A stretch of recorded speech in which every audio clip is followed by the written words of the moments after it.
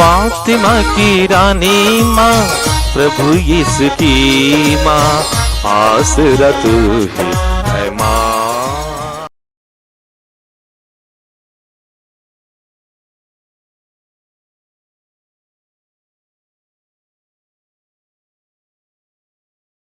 पहला पाठ नबी यिर्मयाह का ग्रंथ, अध्याय 7, पद संख्याएं 1 से 11 तक।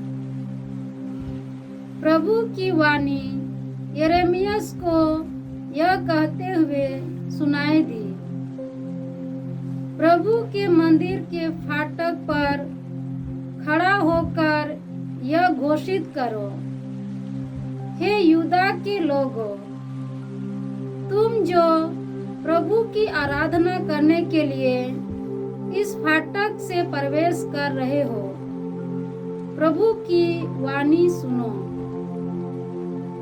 विश्वमंडल का प्रभु, इस्राएल का ईश्वर यह कहता है, अपना सारा आचरण सुधारो और मैं तुम लोगों को यहाँ रहने दूंगा। तुम कहते रहते हो, यह प्रभु का मंदिर है, प्रभु का मंदिर है, प्रभु का मंदिर है।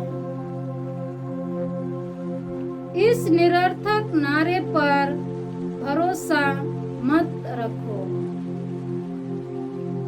यदि तुम अपना सारा आचरण सुधारोगे, एक दूसरे को धोखा नहीं दोगे, परदेशी, अनाथ और विधवा पर अत्याचार नहीं करोगे, यहाँ निर्दोष का रक्त नहीं बहाओगे और अपने सर्वनाश के लिए पराये देवताओं के अनुयायी नहीं बनोगे, तो मैं तुम्हें यहाँ इस देश में रहने दूंगा, जिससे मैंने सदा के लिए तुम्हारे पूर्वजों को प्रदान किया है। किंतु तुम लोग निरर्थक नारों पर भरोसा रखते हो। तुम चोरी, हत्या और व्यभिचार करते हो। तुम झूठी शपथ खाते हो। तुम बाल को होम चढ़ाते हो और ऐसे पराये देवताओं के अनुयायी बनते हो, जिन्हें तुम पहले नहीं जानते थे। इसके बाद तुम यहाँ इस मंदिर में, जो मेरे नाम से प्रसिद्ध है, मेरे सामने उपस्थित होने और यह कहने का साहस करते हो, हम सुरक्षित हैं। फिर भी तुम लोग अधर्म करते जाते हो। क्या तुम लोग इस मंदिर को, जो मेरे नाम से प्रसिद्ध है, लुटेरों का अड्डा समझते हो? यहाँ जो हो रहा है, मैं वह सब देखता रहता हूँ। प्रभु की वाणी। ईश्वर को धन्यवाद। भजन अनुवाक्य। हे विश्वमंडल के प्रभु, तेरा मंदिर कितना रमणीय है। हे विश्वमंडल के प्रभु, तेरा मंदिर कितना रमणीय है। प्रभु का प्रांगण देखने के लिए मेरी आत्मा तरसती रहती है। मैं उल्लसित होकर तन मन से जीवंत ईश्वर का स्तुति करता हूँ। अनुवाक्य। हे विश्वमंडल के प्रभु, तेरा मंदिर कितना रमणीय है। हे विश्वमंडल के प्रभु, तेरा मंदिर कितना रमणीय है।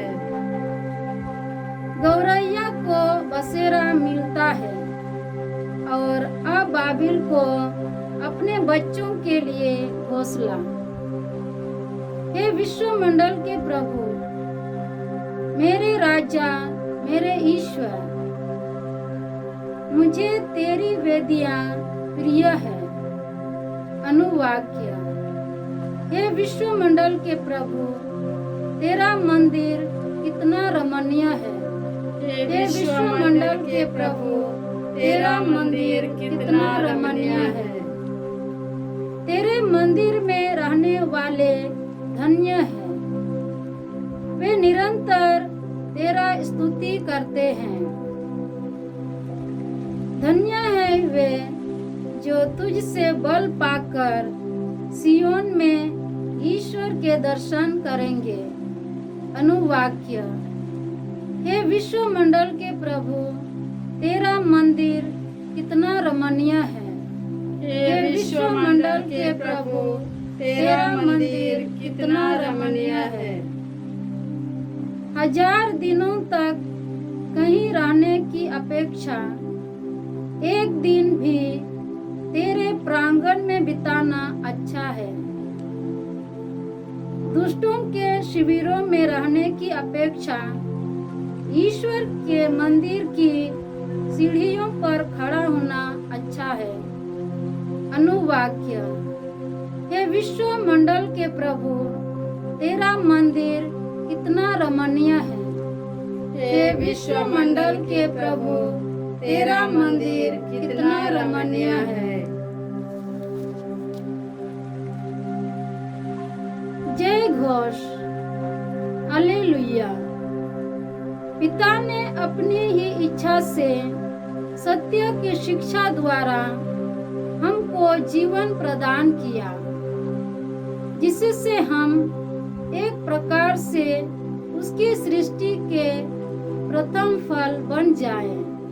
हालेलुया। प्रभु आप लोगों के साथ हो और आपकी आत्मा के संत साथ। मत्ती के अनुसार प्रभु यीशु ख्रिस्त का पवित्र सुसमाचार। हे प्रभु, तेरी महिमा हो। अध्याय 13 पद संख्याएं 24 से 30। यीशु ने लोगों के सामने एक और दृष्टांत प्रस्तुत किया। स्वर्ग का राज्य उस मनुष्य के सदृश है जिसने अपने खेत में अच्छा बीज बोया था, परंतु जब लोग सो रहे थे तो उसका बैरी आया और गेहूं में जंगली बीज बोकर चला गया। जब अंकुर फूटा और बालें लगी तब जंगली बीज भी दिखाई पड़ा। इस प्रकार नौकरों ने आकर स्वामी से कहा, मालिक, क्या आपने अपने खेत में अच्छी बीज नहीं बोया था? उसमें जंगली बीज कहाँ से आ पड़ा? स्वामी ने उनसे कहा, यह किसी बैरी का काम है। तब नौकरों ने उससे पूछा, क्या आप चाहते हैं कि हम जाकर जंगली बीज बटोर लें? स्वामी ने उत्तर दिया, नहीं, कहीं ऐसा ना हो कि जंगली बीज बटोरते समय तुम गेहूं भी उखाड़ डालो। कटनी तक दोनों को साथ साथ बढ़ने दो। कटनी के समय मैं लूनने वाले से कहूँगा, पहले जंगली बीज बटोर लो और जलाने के लिए उनके गट्ठे बांधो, तब गेहूं को मेरे बखार में जमा करो। कि यह प्रभु का सुसमाचार है। हे क्रिस्त, तेरी स्तुति हो।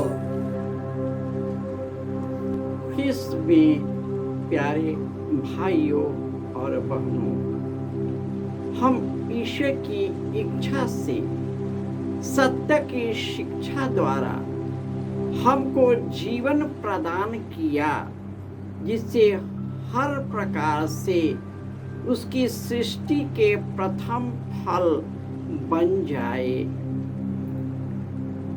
जब हम ईश्वर में जुड़े रहते हैं, ईश्वर अपने जीवन से भर देते हैं।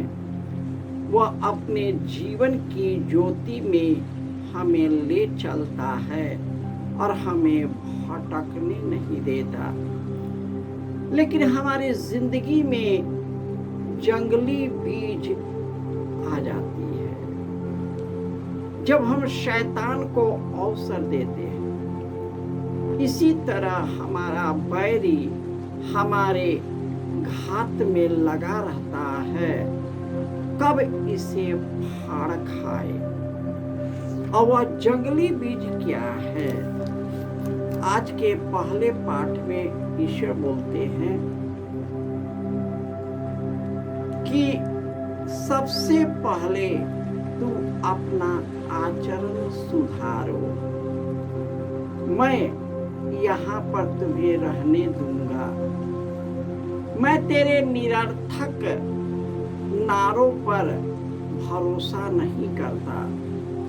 यदि तुम अपना आचरण सुधारोगे, एक दूसरे को धोखा नहीं दोगे, परदेशियों, अनाथों और विधवाओं पर अत्याचार नहीं करोगे, निर्दोषों का रक्त नहीं बहाओगे, अपने सर्वनाश के लिए पराये देवताओं के अनुयायी नहीं बनोगे, तो मैं तुम्हें इस देश में रहने दूंगा और मेरी कृपा सदा तुम पर बनी रहेगी। ईश्वर बोलते हैं कि जो मुझे प्यार करता है और मेरी आज्ञाओं का पालन करता है, मैं 1000 पीढ़ियों तक मैं अपना कृपा प्रदान करता रहूंगा। मनुष्य इस दुनिया में आता है तो ईश्वर से कट जाता है। जब हम ईश्वर से कट जाते हैं तो स्वार्थ, लालच, कपट, धोखा और कई प्रकार के बंधन और जंगली बीज जड़ जमा हो जाता है, उपज जाता है। और जब वह उपज जाता है, हमारे शरीर और जीवन का विनाश करने लगता है। जिस प्रकार जंगली बीज अच्छे बीज को दबा देता है, उसी प्रकार हमारे जीवन के बुरे फल हमारे अच्छे फल को दबा देता है, उसे सड़ा देता है, उसे गला देता है, उसे नष्ट करता है। इसलिए प्रभु यीशु इसलिए आए ताकि हम लोगों को जीवन मिले, बल्कि परिपूर्ण जीवन मिले। यीशु ने कहा है कि मैं पापियों को खोजने और उसे बचाने आया हूँ। और जो भी पश्चातापी हृदय से ईश्वर के पास आता है, ईश्वर उस पर दया करता है। तो आइए हमारे अंदर के जो जंगली बीज है, स्वार्थ, लालच, दब्बूपन और हर एक प्रकार के कुकर्मों का बीज जो बोया गया है, हमें यीशु और पवित्र आत्मा की शक्ति से निकाल फेंके, ताकि हम यीशु के और यीशु में जुड़कर हम ईश्वर के प्रथम फल बन जाए और वही फल हम सबों पर बना रहे। जय यीशु।